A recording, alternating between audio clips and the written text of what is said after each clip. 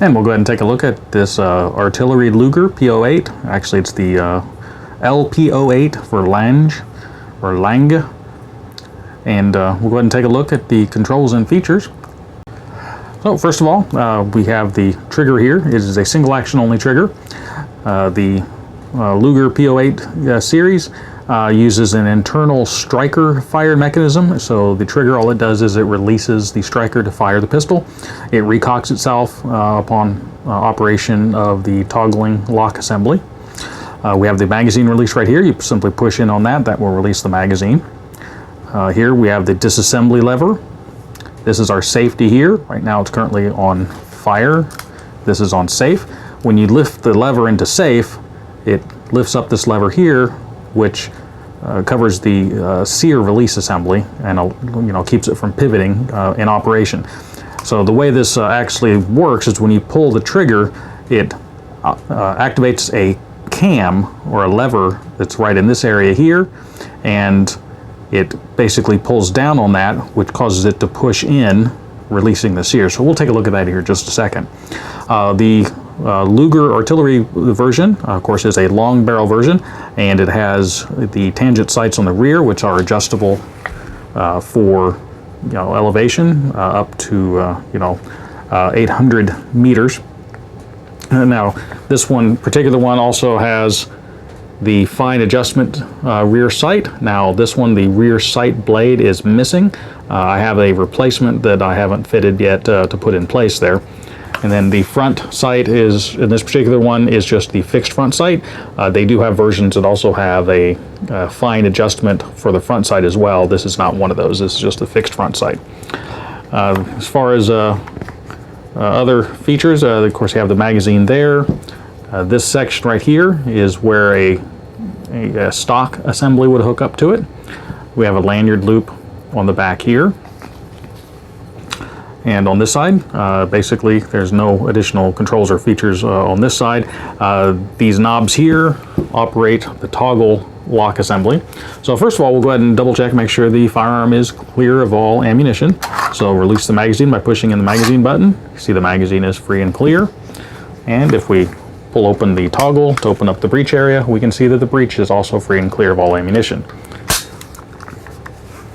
Now, the way this toggle lock assembly works is it's a kind of like think of a reverse knee. So it's actually kind of toggled down. So on recoil, the barrel will try to come back and it will try to push down, but this assembly, it tries to go down, and it keeps it from going back. Now, when it slides back a little bit further, the toggle assembly here will hit the frame, this ramp, and that will lift the toggle up, and then that releases it and opens it up. So that's pretty much it as far as operation. So we'll go ahead and disassemble it. Now, to disassemble, you'd want to release the disassembly lever right here, and you need to push the barrel and the bolt assembly back a little bit, not far, just a little bit, and then that will pivot down. And then this allows you to take this piece off here. And here's that lever I was talking about. And the trigger, this little shelf right here, when you pull the trigger back, it just goes, pushes down. This little section right here will push down on this.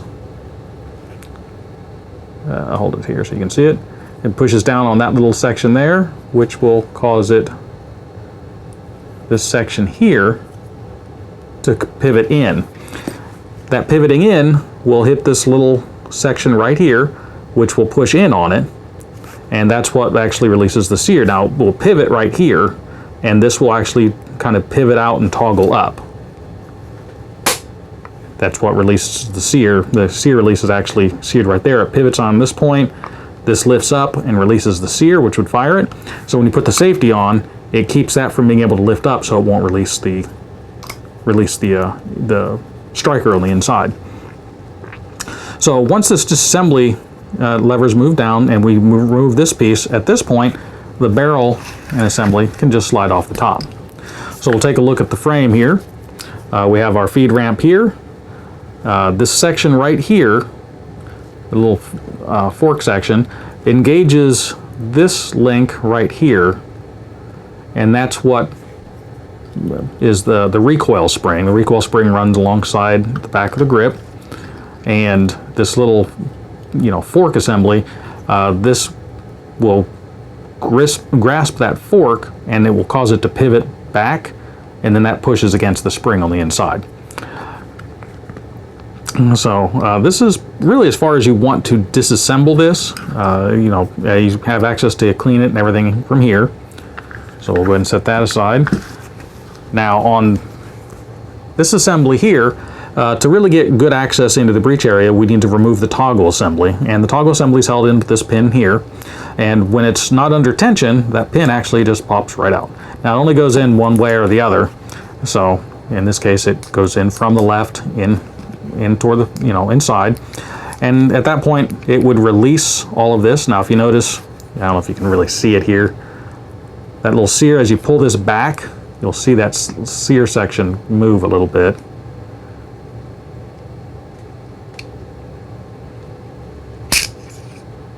And then that just slides out. Then at this point you have access to the barrel, you have your feed ramp there, you can clean everything. There's our ejector right there. And here's our sear assembly. You don't need to remove any of that. You just leave it all in place there, and you can get access to everything to clean it out.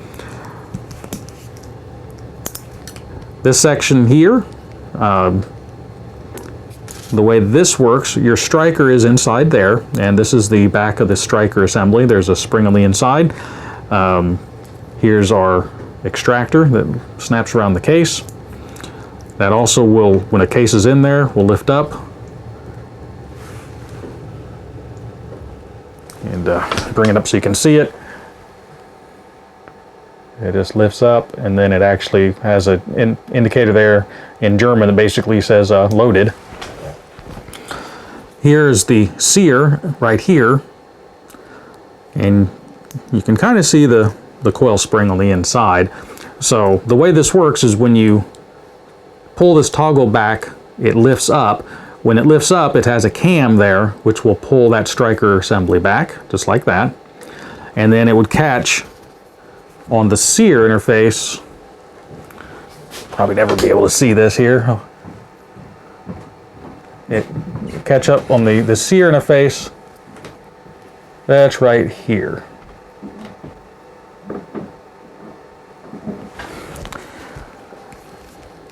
So as far as further disassembly, these pins all just pop out, and they're directional, so they'll only really go one way.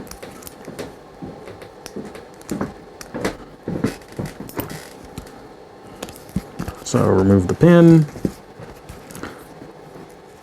You don't really need to disassemble this any further. To disassemble this, you can just use a fine flat point screwdriver. You can push in on this.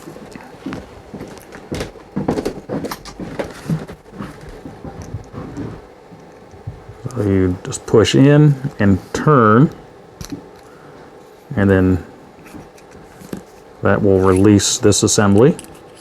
And here's your striker and firing pin. There's the spring, and then this is a little guide rod type thing for it.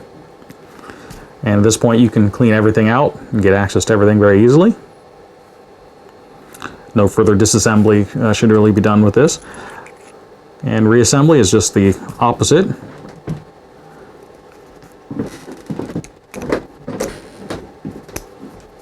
Just like so. And put your toggle section in, make sure that cam is in the appropriate position, and slide your pin in. There again, it's only going to go in one way, so if you forget, you just need to move it around till it slides in.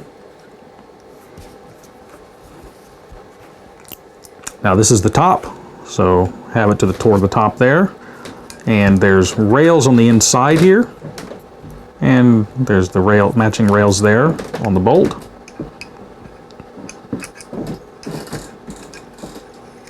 So that all slides in. Now as you're sliding this forward, you can push down on the sear right here, so it toggles up like that. If you see, it lifts up that section right there. so it won't catch on the striker. That way you're not cocking it and working against that spring tension there. And put your pin back in on the back. And then reassembly onto the frame. You just make sure that that lever is flat, like so. And slide it on. Now, on the inside here, make sure that that little toggle link goes in front of that lever, so it goes down like that, so that it will catch on it. Put your little locking piece in, which is also the sear disconnector. And of course, make sure you put it the right way.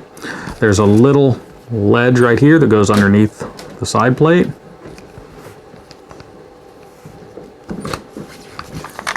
Just like so. Push the barrel back just a little bit. Make sure this is pushed in all the way so that you can pivot it up, and you're reassembled. Go ahead and do a function check, make sure it's all in place, and we're all reassembled.